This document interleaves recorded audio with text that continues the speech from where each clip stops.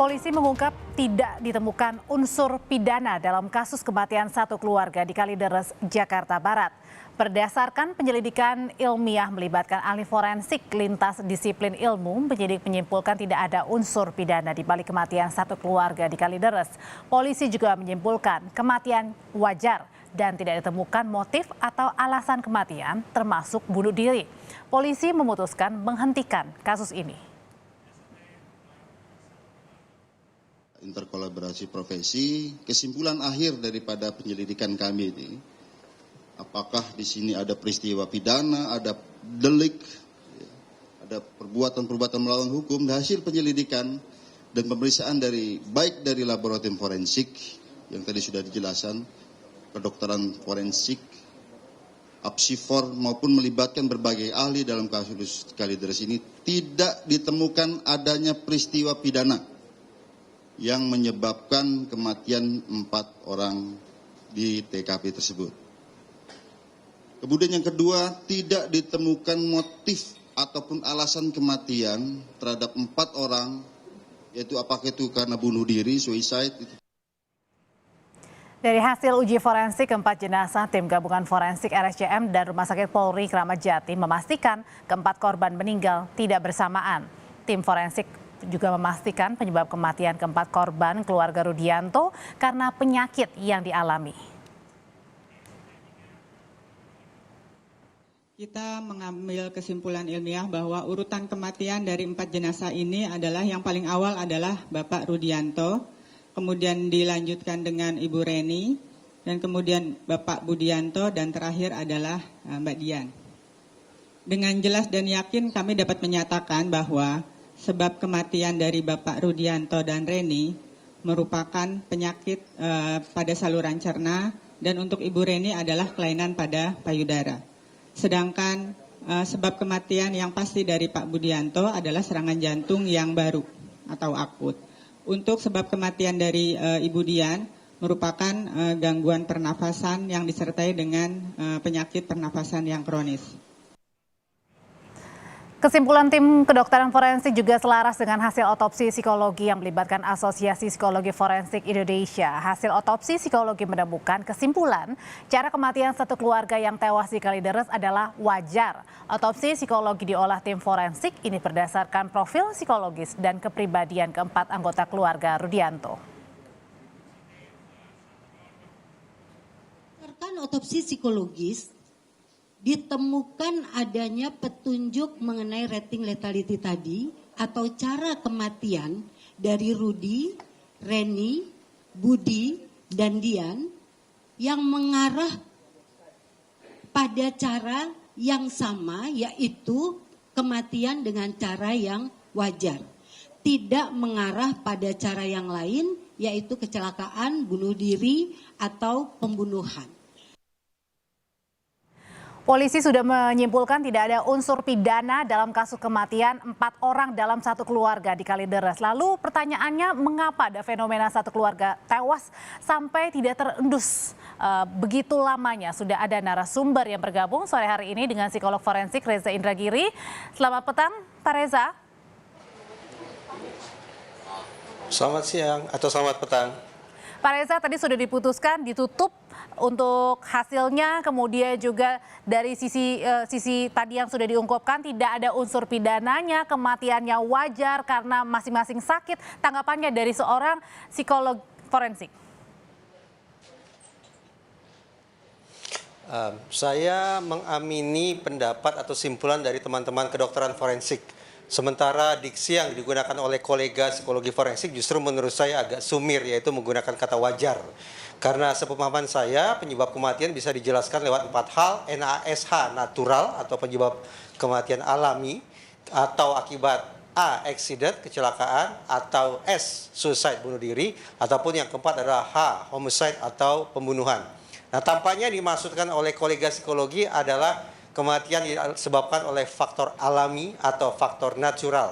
Nah, menurut saya istilah itu lebih tepat, lebih definitif, tidak menggunakan tafsir ketimbang digunakan istilah kematian secara wajar. Kalau natural maksudnya adalah karena masing-masing ini sakit gitu, Pak Reza? Ya, sinkron dengan temuan dari teman-teman kedokteran forensik bahwa 4 orang tersebut dikabarkan meninggal dunia karena sakit. Apakah sakitnya merupakan produk rekayasa ataukah sakitnya murni faktor alami? Ya, tentu teman-teman kedokteran forensik yang tahu. Tapi paling tidak dari pernyataan yang saya simak tadi, simpulannya definitif bahwa 4 orang tersebut meninggal bukan karena pembunuhan, bukan karena akibat bunuh diri, bukan karena kecelakaan, melainkan karena faktor alami atau yang tadi didiksikan sebagai faktor wajar atau situasi wajar. Tapi yang menjadi tanda tanya, kematian ini kan masing-masing karena sakit, tapi kemudian waktunya berbeda. Tapi kok tidak dilaporkan ketika ada satu anggota keluarga yang meninggal dunia di tempat situ, di dalam rumah? Apakah ini ada mungkin kecenderungan-kecenderungan Saya untuk... pernah mengutarakan spekulasi Silakan Pak Reza.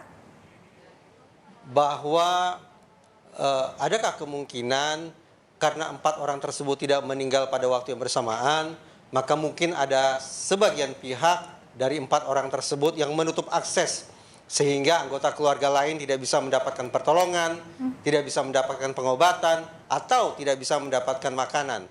Nah, kalau kita buka pasal 345 KUHP, kita akan dapatkan pemahaman bahwa pihak atau orang yang mendukung pihak lain untuk bunuh diri, memfasilitasi pihak lain untuk bunuh diri, atau menghalang-halangi pihak lain untuk kemudian mencari pertolongan sampai kemudian meninggal dunia, maka justru itu merupakan perbuatan pidana. Tapi saya memilih untuk tidak berspekulasi itu lagi, karena dari pihak kepolisian sudah mengatakan tidak ada indikasi atau tidak ada peristiwa pidana yang mendahului kematian orang tersebut. Adakah ini diindikasikan karena adanya mungkin menutup untuk hubungan sosial dengan sekitar, dengan keluarga? Tanda-tanda bahwa 4 orang atau satu keluarga itu menghindar atau menjaga jarak sosial yang sedemikian besar, itu tidak perlu investigasi terlalu mendalam. Hanya dengan melihat bentuk pagar rumahnya pun kita sudah bisa simpulkan bahwa orang-orang yang berada di dalam rumah itu memang menghindari adanya interaksi sosial dengan tetangga kiri kanan. Nah, dari situ bisa kita pahami bahwa kalau kemudian tetangga kiri kanan tidak tahu tentang apa yang berlangsung dalam rumah tersebut, maka kemungkinan ada orang yang sakit, menderita, atau bahkan meninggal dunia di dalam rumah itu sangat pantas untuk tidak diketahui siapapun. Kalau menurut Anda, apakah dengan misalnya korban yang menutup akses ini, apakah harus lebih digali lebih dalam lagi sebenarnya siapa kira-kira yang menutup akses pertama kali misalnya?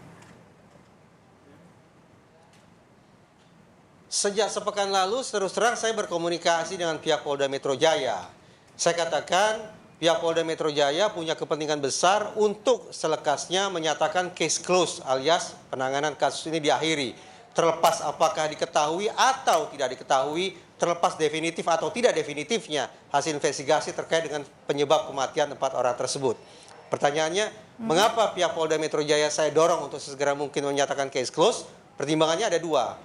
Pertama, dari sisi penegakan hukum untuk menunjukkan kepada publik bahwa pihak Polri tetap kompeten untuk menangani kasus-kasus kematian. Karena semakin lama kasus itu terungkap, semakin lama pihak Polda Metro Jaya menghasilkan sebuah simpulan, maka justru publik akan bertanya-tanya terkait dengan kompetensi teman-teman penyidik, terkait dengan kecanggihan teknologi yang dimiliki oleh kepolisian dalam mengungkap kasus. Itu dari sisi Gakum.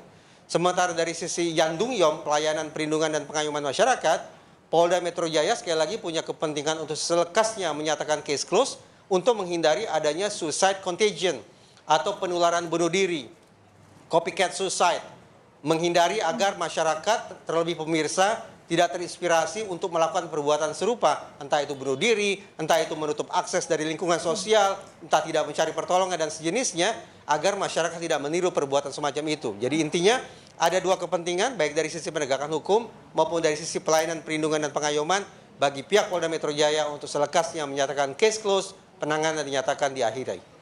Kalau seperti ini bagaimana agar tadi seperti yang Pak Reza bilang jangan sampai ada kejadian seperti ini terulang kembali baik dari sisi misalnya pengamanan polisi termasuk juga dari lingkungan tetangga?